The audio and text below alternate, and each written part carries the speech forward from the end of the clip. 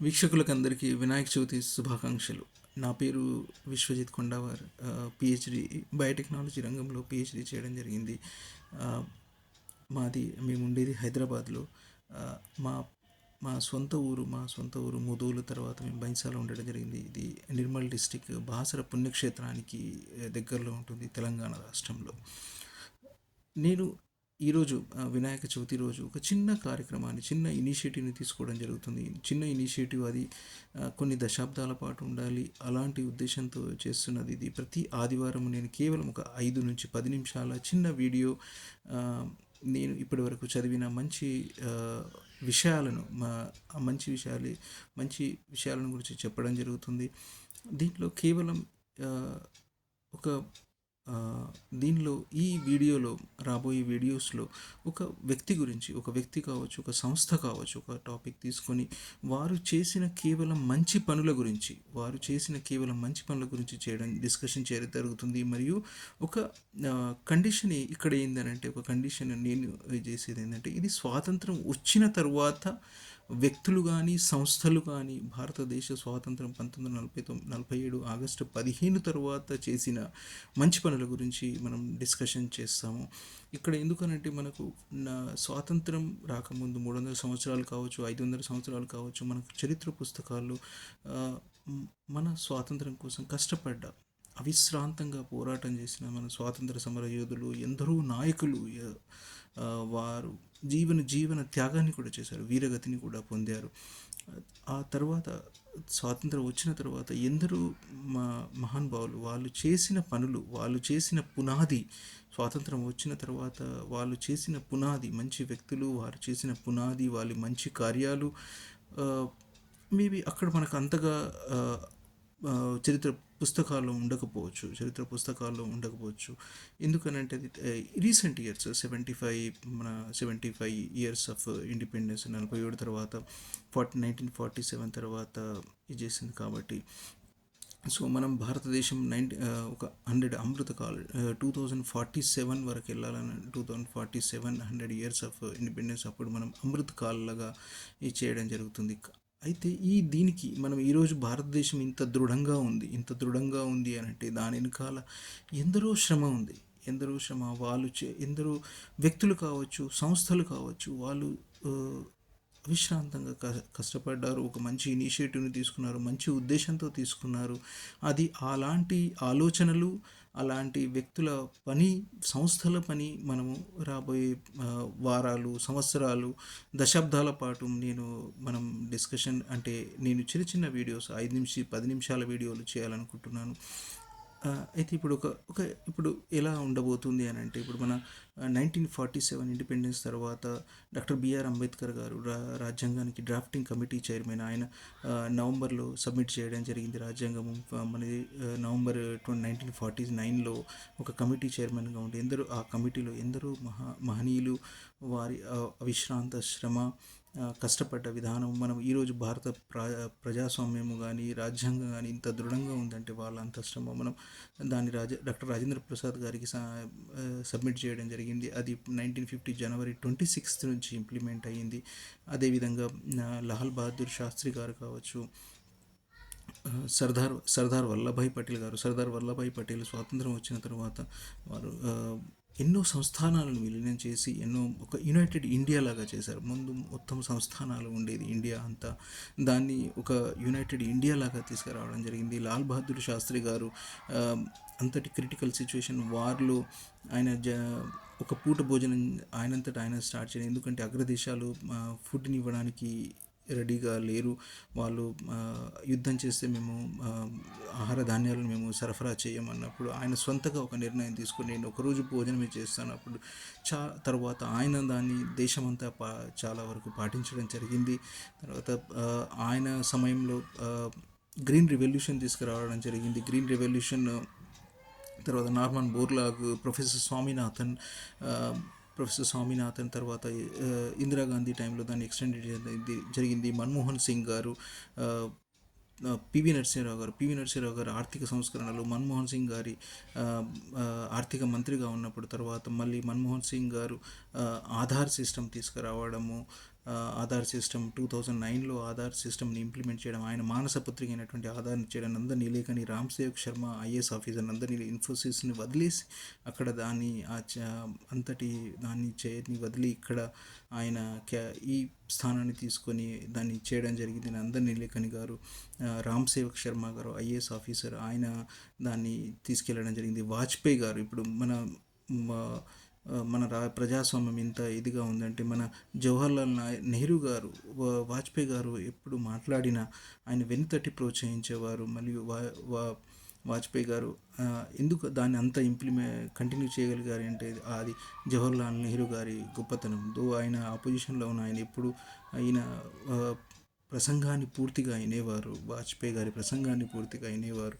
మళ్ళీ రాజీవ్ గాంధీ గారు వాజ్పేయి గారిని పంపించేవారు, విదేశీ పర్యటనలకు పంపించేవారు మళ్ళీ తర్వాత గవర్నమెంట్స్ కూడా ఆయన్ని ఏదైనా విదేశీ పర్యటనలకు లీడ్గా పంపించేవారు ఆపోజిషన్లో ఉన్న. అది వాజ్పేయి గారి గొప్పతనం. ఆయన దేశాని కోసం ఎంతగా అంటే ఆయన అచంచల దేశభక్తి దాని ముందు, ఆ దేశభక్తి ముందు ఈవెన్ ఆపోజిషన్ కూడా ఆయన గౌరవించేది. అది అలాంటి మంచి వ్యక్తి.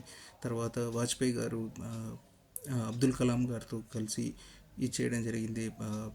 అబ్దుల్ కలాం గారితో పోఖ్రాన్ అణు పరీక్షలు, ఆ లీడర్షిప్ రియల్లీ అనిర్వచనీయం. దాన్ని మనం చెప్పలేము. అంత టఫ్ డిసిజన్స్ తీసుకోవడము, ఇది చేయడము. తర్వాత మర్రిచెన్నారెడ్డి గారు కావచ్చు. మర్రిచెన్నారెడ్డి గారు ఒకవేళ ఆయన జైపాల్ రెడ్డి గారిని, వెంకయ్య నాయుడు గారిని మాట్లాడనివ్వకపోతే అసెంబ్లీలో ఈరోజు ఆయన జైపాల్ రెడ్డి గారు అందరి మంచి లీడర్ని మనం చూసేవాళ్ళం. వాళ్ళు ఆపోజిషన్లో ఉన్నా కూడా ఎంతగా ఇబ్బంది పెట్టినా కూడా ఆయన ఇది కాడేవారు, వాళ్ళని ఇంకా ప్రశంసిస్తూ ఉండేవారు. వెంకయ్య నాయుడు గారిని కానీ, జైపాల్ రెడ్డి తర్వాత పార్లమెంట్లో వచ్చినప్పుడు ఆయనకు బెస్ట్ పార్లమెంటేరియన్ అవార్డు వచ్చింది. తర్వాత వాజ్పేయి గారు కూడా ఆయనను జైపాల్ రెడ్డి గారిని రమ్మంటే కూడా ఆయన పార్టీ వదలలేదు. ఆయన కాంగ్రెస్లోనే తర్వాత అప్పటికి కాంగ్రెస్లోనే అంతా ఉన్నారు. ఇది కొన్ని వ్యక్తులు వాళ్ళని మనం గౌరవించాలి. అలాంటి వ్యక్తులు. తర్వాత కొందరు ఆఫీసర్స్ శ్రీమతి పూనం మాలకొండే, ఆమె చేసిన వర్క్ ట్రాన్స్పోర్ట్ రంగంలో కావచ్చు. తర్వాత బీటీ కాటన్ రాయల్టీని 1100 నుంచి క్లోజ్ టు 100 రూపీస్కి రాయల్టీ తీసుకొచ్చి దానివల్ల ఇండియాకు ఎన్నో వేల కోట్లు సేవ్ చేయగలిగాం మనము. అలాంటి వ్యక్తులు. మళ్ళీ డాక్టర్ సమిత్ శర్మ చిత్తోడ్గఢ్గా కలెక్టర్గా ఉన్నప్పుడు చేసినటువంటి జనరిక్ మెడిసిన్ ఇనిషియేటివ్ ఈరోజు దేశవ్యాప్తంగా అది జనరిక్ మెడిసిన్ ఎందరికో ఉపయోగపడుతున్నది. తర్వాత ఇప్పుడు చూసినట్టయితే మన దృఢ సంకల్పం ఉన్నటువంటి నరేంద్ర మోదీ గారు కావచ్చు. ఆయన కోవిడ్ టైంలో తీసుకున్నటువంటి క్విక్ డిసిజన్స్, ఎందుకంటే ఆయన అంత ప్రొఫెసర్ ఆ టైంలో ఐసీఎంఆర్కి అంత సపోర్ట్ చేయడము, వాళ్ళు టెస్టింగ్ ఎంత ఇండియాలో అంత ప్రాసెస్గా ఫాస్ట్గా చేయగలిగడము ప్రొఫెసర్ బలరాం గారు. తర్వాత అప్పుడే ఈ ప్రొఫెసర్ అంత సపోర్ట్ ఉంది కాబట్టి పైనుంచి అంత సపోర్ట్ ఉంది కాబట్టి వాళ్ళు ఈ వ్యాక్సిన్ని ఇండిజినియస్ వ్యాక్సిన్ అనేది తీసుకురాగలిగారు. తర్వాత డాక్టర్ ఎల్లా కృష్ణ దంపతులు దాన్ని ముందుకు తీసుకెళ్లారు. ఎంతో కష్టపడి దాన్ని ఇండిజినస్ వ్యాక్సిన్ని మనకు అతి తక్కువ సమయంలో కోవిడ్ వ్యాక్సిన్ తీసుకురావడం జరిగింది. అదేవిధంగా మనం తెలంగాణకు కానీ, సంయుక్త ఆంధ్రప్రదేశ్ కావచ్చు, తెలంగాణ కావచ్చు, చంద్రబాబు నాయుడు గారి విజన్, ఆయన ఐటీ కోసం కానీ, బయోటెక్నాలజీ రంగం కోసం కానీ చేసినటువంటి ఆ రోజు వేసిన పునాదులు, హైదరాబాద్ చేసిన దానివల్ల ఎంతో. మళ్ళీ కె చంద్రశేఖరరావు గారు ఆయన తెచ్చినటువంటి ఇనిషియేటివ్ రైతు బంధు మేబీ దానిలో ఎన్నో ఉండొచ్చు, కానీ అంత మంచి ఆ స్కీమ్ వలన ఎన్నో పంటలు బీడు భూములు కాకుండా మిగిలాయి. అప్పుడు తెలంగాణ వచ్చినప్పుడు అందరూ అనుకున్నారు ఆల్రెడీ ముందే వెనుకబడిన రాష్ట్రం ఇంకా వెనుకబడుతుందేమో కానీ ఆయన థాట్ ప్రాసెస్ చేసినటువంటి ఫస్ట్ టైంలో చేసిన థాట్ ప్రాసెస్ రైతు బంధు లాంటి స్కీమ్స్, మళ్ళీ ఇరిగేషన్స్, పవర్ కోసం వాళ్ళు చేసిన డాక్టర్ వైఎస్ రాజశేఖర రెడ్డి గారు చేసినటువంటి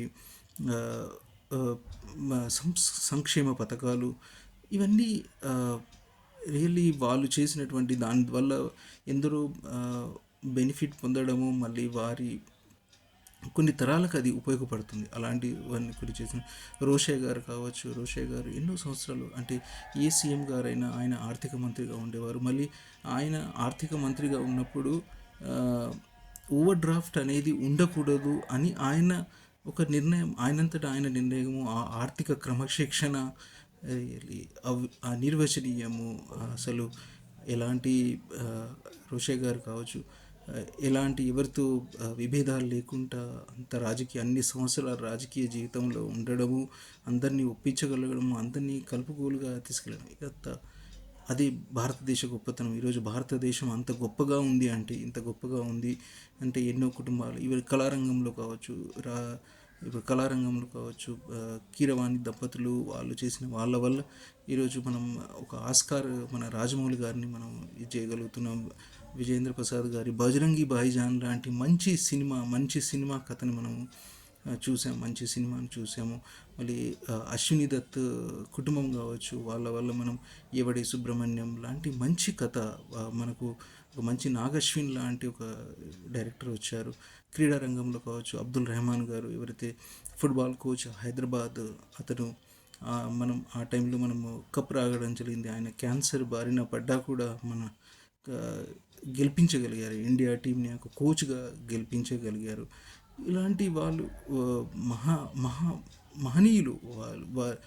వారంతా వారు దేశం కోసం కష్టపడతారు. వాళ్ళ లోపల ఉన్నటువంటి మంచి మంచి పనుల్ని మనం డిస్కస్ చేయబోతాం. మంచి పనులు, కేవలం మంచి పనులు. ఎవరైతే మేబీ ఈవెన్ ఇప్పుడు మనం రీసెంట్గా చూసుండొచ్చు, ఖమ్మం ఫ్లడ్లో ఒక జేసీబీ ఓనర్ గారు వెంకటరమణ సుభాన్, తర్వాత డ్రైవర్ గారు సుభాన్, వాళ్ళు 9 మందిని కాపాడగలిగారు. ఇది ఆ టైంలో వాళ్ళకి అంటే ఆ 9 మందికి ఒక దేవుడిలాగా కనిపించి వాళ్ళని ఇది చేయడం జరిగింది. ఇలాంటి అలా అసలు మనం వాళ్ళని ఏం చేయలే, అనిర్వచనీయం. వాళ్ళ గురించి ఎంత చెప్పినా తక్కువే. అలాంటి మరియు కొందరి మహనీయుల ఇనిషియేటివ్స్, మేబీ ఇప్పుడు శ్రీమతి పూనమాలకొండే గారు ఆ రోజు చేసినటువంటి దానివల్ల ఇప్పటికీ ఎన్నో, ఇప్పుడు ఒక మోర్ దాన్ ఎ డికేడ్ మనము దానికి రైతులు డబ్బులు ఆదా చేయగలుగుతున్నాము.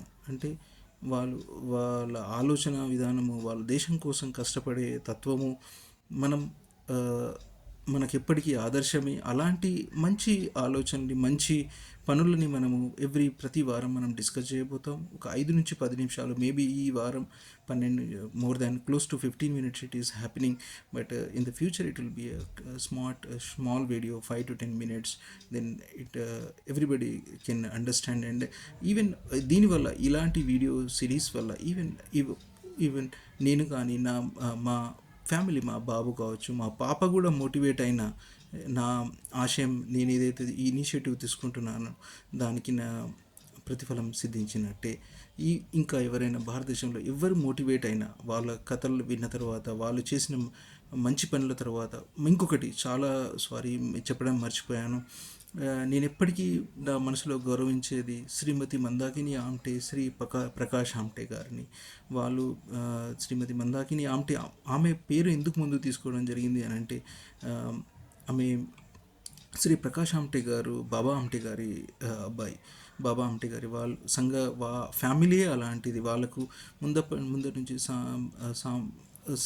సేవ చేయడం అలవాటు. కానీ శ్రీమతి మందాకిని ఆమ్టే, శ్రీ ప్రకాష్ ఆమ్టే గారి అడుగుజాడల్లో, ఆయన పెళ్లి చేసుకున్న తర్వాత ఆయన సంకల్పాన్ని తీసుకుని ఆమె అందులో ఇది చేయడము, అడవిలో ఉండడము, ఎందరికో సేవ చేయడము.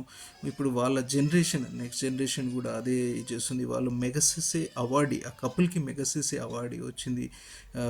శ్రీమతి మందాకిని ఆమ్టే, శ్రీ ప్రకాష్ ఆమ్టే. నేను ఇంకోసారి చెప్తాను, శ్రీమతి మందాకిని ఆమ్టేనే పేరు ముందు తీసుకోవడానికి రీజన్ ఏంటంటే, ఆమె ఇలాంటి కుటుంబం నుంచి కాదు, సేవా కుటుంబం నుంచి కాదు, ఉన్నతమైన మధ్యతరగతి నుంచి అయి ఉండి కూడా ఈమె మా ప్రకాష్ ఆమ్టే గారి అడుగుజాడల్లో, ఆయన ఏది ఉంటే ఆ అడుగుజాడల్లో అడవిలో ఉండడము, చేయడము, సేవ చేయడము, ట్రైబల్స్కి సేవ చేయడము, ఈరోజు అంతగా అభివృద్ధి చెందింది ఆ పర్టికులర్ వైద్య రంగంలో. అంటే వాళ్ళ శ్రమకి మనం మాటలు లేవు, వాళ్ళ చెప్పడానికి శ్రమకి మనం మాటలు లేవు. ఇలాంటి వారి గురించి మనము నిర్ణయం చేస్తాం. మళ్ళీ ఇంకోసారి చెప్తున్నాను, ఇది ఎలాంటి లాభాపేక్ష లేకుండా నేను దీని నుంచి ఈవెన్ ఒక్క రూపాయి నాకు ఏ ఛానల్ వల్ల ఎప్పుడైనా ఇన్ ఫ్యూచర్ వచ్చిన ప్రతి ఒక్క రూపాయి అక్షయ పాత్ర లాంటి ట్రస్ట్ కావచ్చు, స్వర్ణ భారత్ వెంకయ్యనాయుడు గారి స్వర్ణ భారత్ ట్రస్ట్ వాళ్ళ ఫ్యామిలీ చేస్తున్నటువంటి ఆ ట్రస్ట్కి కానీ అలాంటి మంచి ట్రస్ట్లకే వెళ్తుంది. మరియు ప్రతిదానికి ఇది నా బిజీ లైఫ్ నుంచి కావచ్చు, ఒక 5 నుంచి 10 నిమిషాలు ప్రతి ఆదివారం నేను దీనికి కేటాయించదలుచుకుంటున్నాను. Thank you so much to everyone. జై భారత్, జై హింద్.